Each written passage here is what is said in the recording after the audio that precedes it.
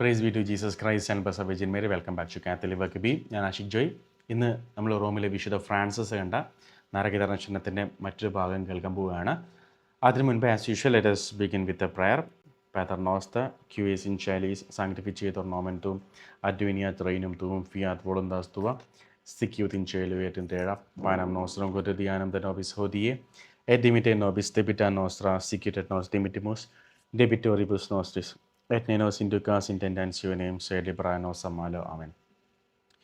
So ഇന്ന് നമ്മൾ കാണാൻ പോകുന്നത് നരകത്തിലുള്ള രണ്ട് ഗ്രൂപ്പ് ആൾക്കാരാണ്. ഒന്ന് ദുഷ്ടരായ വിധവകൾ, മറ്റൊന്ന് അശുദ്ധമായ ചിന്തകൾ വെച്ച് പുലർത്തിയവർ. മര്യാദയോടെ ജീവിക്കേണ്ട വിധവ എന്ന പദവി നിലനിർത്തുന്നതിൽ പരാജയപ്പെടുകയും അധർമ്മത്തിന് അടിമപ്പെടുകയും ചെയ്ത സ്ത്രീയെ ഒരു മരത്തിൽ തളച്ചിട്ടിരിക്കുന്നു നരകത്തിൽ. അവളുടെ തല കീഴ്പോട്ടായി തൂങ്ങിക്കിടക്കുന്ന രീതിയിലാണ് ബന്ധിച്ചിരിക്കുന്നത്. ഈ മരത്തിലെ പഴങ്ങൾ പുഴുക്കൾ നിറഞ്ഞതാണ്. അവ അവളുടെ വായയിലേക്കും തൊണ്ടയിലേക്കും വീണുകൊണ്ടിരിക്കുന്നു. ഭയങ്കരമായ വൈരൂപ്യമുള്ള ഒരു സർപ്പരൂപം അവളെ തൻ്റെ ചുരുളുകൾക്കിടയിൽ അമർത്തുകയും അവളുടെ നാവും ഹൃദയവും പുറത്തെടുക്കുകയും വയറ് കീറുകയും ചെയ്യുന്നു. അവൻ അവളെ ക്രൂരമായി ദണ്ഡിപ്പിക്കുക മാത്രമല്ല, അവളെ കുറ്റപ്പെടുത്തുകയും ചെയ്യുന്നു. പിശാചു കുറ്റപ്പെടുത്തി പറയുകയാണ്, ഹേ നിരോധിത സുഖങ്ങൾക്കായി കൊതിച്ച ആത്മാവേ, നീ നിന്നെ തന്നെ കാത്തു സൂക്ഷിക്കാതെ പാപം പഠിച്ചു. നിന്റെ ലജ്ജാകരമായ ജീവിതം കാരണം നീ ദൈവത്തിൻ്റെ കാരുണ്യത്തെ അവജ്ഞയോടെ തള്ളിപ്പറഞ്ഞു. നീ ഇപ്പോൾ ദുഷ്ടാത്മാക്കളുടെ കൈകളിൽ അകപ്പെട്ടിരിക്കുന്നു. നിത്യകാലം നീ അവരാൽ പീഡിപ്പിക്കപ്പെടും. അപ്പം നമുക്ക് ഊഹിക്കാം എന്ത് പാവമായിരിക്കും വിശുദ്ധ ജീവിതം നയിക്കാത്ത വിധവകളായിട്ടുള്ള ആളുകൾ ചെയ്തിട്ടുണ്ടാവുക എന്നുള്ളത്. അപ്പോൾ നമ്മൾ മനസ്സിലാക്കേണ്ട ഒരു കാര്യം, ഇങ്ങനെ ഈ നരകത്തിൽ പോകുന്ന ആൾക്കാർ, ഫാദർ ജോസ് മണിയങ്ങാത്ത അച്ഛനൊക്കെ പറയേണ്ടത് ഇങ്ങനെയാണ്, അച്ഛനോട് മാലാഖ പറഞ്ഞത് ഇങ്ങനെയാണ്. അതായത് ഇത്രയൊക്കെ പാപങ്ങൾ ചെയ്തു, പക്ഷേ അവർ അറ്റ്ലീസ്റ്റ് മരണക്കിടക്കയിൽ വെച്ചിട്ടെങ്കിലും ദൈവമേ തെറ്റുപറ്റിപ്പോയി, ഐ എം സോറി, തെറ്റുപറ്റിപ്പോയി എന്ന് ആ സെക്കൻഡിലെങ്കിലും ഒന്ന് പറഞ്ഞിരുന്നെങ്കിൽ പല ആത്മാക്കളും നരകത്തിൽ പോവില്ലായിരുന്നു എന്നുള്ളത്. ദൈവത്തിൻ്റെ കരുണയെ അവസാന നിമിഷം പോലും തള്ളിപ്പറയുന്നവരാണ് നരകത്തിലെത്തുന്നത്. അതായത് നമ്മുടെ ദൈവം എപ്പോഴും എങ്ങനെയെങ്കിലും ഒരു ആത്മാവിനെ സ്വർഗത്തിൽ കൊണ്ടുപോകണമെന്ന് ആഗ്രഹിക്കുന്ന ഒരു ദൈവമാണ്. അപ്പോൾ കർത്താവ് മാക്സിമം എഫേർട്ട് എടുത്തിട്ട് കാര്യങ്ങൾ ചെയ്യും. പക്ഷേ നമ്മുടെ സഹകരണമില്ലെങ്കിൽ പറ്റത്തില്ല എന്നുള്ളതാണ്.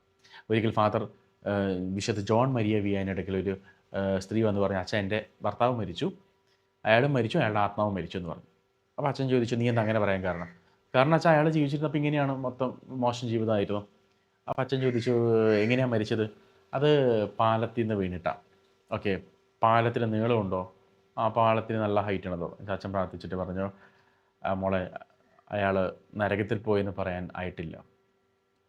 അപ്പോൾ അച്ഛൻ പറഞ്ഞത്, പാലത്തിന് നല്ല ഹൈറ്റ് ഉണ്ടായിരുന്നു. അപ്പോൾ മുകളിൽ നിന്ന് താഴെ വീഴുന്ന ആ ചെറിയ സെക്കൻഡിൽ ആ മനുഷ്യൻ ആ ഹൃദയത്തിൽ നിന്ന് വരുന്ന ദൈവമേ തെറ്റുപറ്റിപ്പോയി കരുണയായിരിക്കണമേ എന്ന ഒരു വാക്കിൻ്റെ പുറത്തെ കർത്താവ് ആ മനുഷ്യനെ ശുദ്ധീകരണ സ്ഥലം വഴി സ്വർഗത്തിലോട്ട് കൊണ്ടുപോവാണ്. അപ്പോൾ നരകത്തിൽ പോകുന്നത് അത്രയും ദൈവത്തെ തള്ളി പറഞ്ഞിട്ടുള്ള ആൾക്കാരാണ് നമ്മൾ മനസ്സിലാക്കണം എന്നുള്ളതാണ്. അടുത്തത് അശുദ്ധമായ ചിന്തകൾ. ശുദ്ധിക്കെതിരായ ഇന്ദ്രിയങ്ങളുടെ പിഴവുകൾ മാത്രമല്ല നരകത്തിൽ ശിക്ഷിക്കപ്പെടുന്നത്, ആത്മാവിനാൽ ചെയ്യപ്പെടുന്നവയും ക്രൂരമായി ശിക്ഷിക്കപ്പെടുന്നു. ഭൂമിയിൽ ശരീരത്തിൻ്റെ കന്യകാത്വം കാത്തു സൂക്ഷിച്ചുവെങ്കിലും അശുദ്ധമായ ചിന്തകളിൽ പങ്കുചേർന്ന പാപികൾ ജ്വലിക്കുന്ന ചങ്ങലകളേന്തിയ പിശാചുക്കളാൽ ഇരട്ടി പ്രഹരങ്ങളാൽ പീഡിപ്പിക്കപ്പെടുന്നു. ഞാൻ കഴിഞ്ഞ വീഡിയോ പറഞ്ഞതുപോലെ ഇവിടെ ഒന്ന് ശ്രദ്ധിച്ചു നോക്കി. ഇവിടെ പറയണത് അവരാരും ശരീരം കൊണ്ട് ചെയ്തിട്ടില്ല, പാപം ചെയ്തിട്ടില്ല. അവരുടെ ചാസ്റ്റിറ്റി അവരെ കാത്തു സൂക്ഷിച്ചു. ശരീരം കൊണ്ട് അവരെവിടെയും വ്യഭിചാരശാലയിലൊന്നും പോയില്ല. എന്നിട്ടും അവർ അശുദ്ധ ചിന്തകളിൽ പങ്കുചേർന്നു എന്നാണ് പറയണത്.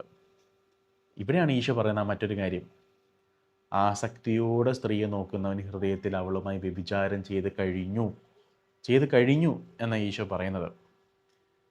പക്ഷെ നമ്മളത് സീരിയസ് ആയിട്ട് എടുക്കുന്നില്ല. അത് ഈശോ അങ്ങനെയൊക്കെ പറയും എന്നുള്ളതാണ്. അത് മാരകപാപത്തിൻ്റെ ലിസ്റ്റിലാട്ടോ വരുന്നത്. അതേ ഈശോ പറഞ്ഞ അതേ കാര്യമാണ് ഇവിടെയും വരുന്നത്. ആസക്തിയോടെ സ്ത്രീയെ നോക്കുന്നവൻ അല്ലെങ്കിൽ പുരുഷനെ നോക്കുന്ന വ്യക്തി അത് മനസ്സിൽ ചിന്തിച്ച് താലോലിച്ചു കൊണ്ടിരിക്കുന്നു. അങ്ങനെ ജീവിതകാലത്ത് ഇതേപോലെ അശുദ്ധ ചിന്തകളെ താലോലിച്ചിരുന്ന ആളുകൾ അവർ വ്യഭിചാരം ചെയ്തില്ലെങ്കിൽ പോലും അങ്ങനെയുള്ള ആളുകൾ ആ പാപം ഏറ്റുപറയാതെ നരകത്തിലൂടെ എത്തിയെന്നാണ് പറയുന്നത്. അശുദ്ധമായ ചിന്തകളിൽ പങ്കുചേർന്ന പാപികൾ ജ്വലിക്കുന്ന ചങ്ങലകളേന്തിയ പിശാചുക്കളാൽ ഇരട്ടി പ്രഹരങ്ങളാൽ പീഡിപ്പിക്കപ്പെടുന്നു. അവർ പിച്ചു ചീന്തപ്പെടുകയും കഷണങ്ങളാക്കപ്പെടുകയും ചെയ്യുന്നു. അവരെ ജ്വലിക്കുന്ന ഇരുമ്പ് കുളങ്ങൾക്ക് മുകളിലാണ് ഇരുത്തിയിരിക്കുന്നത്.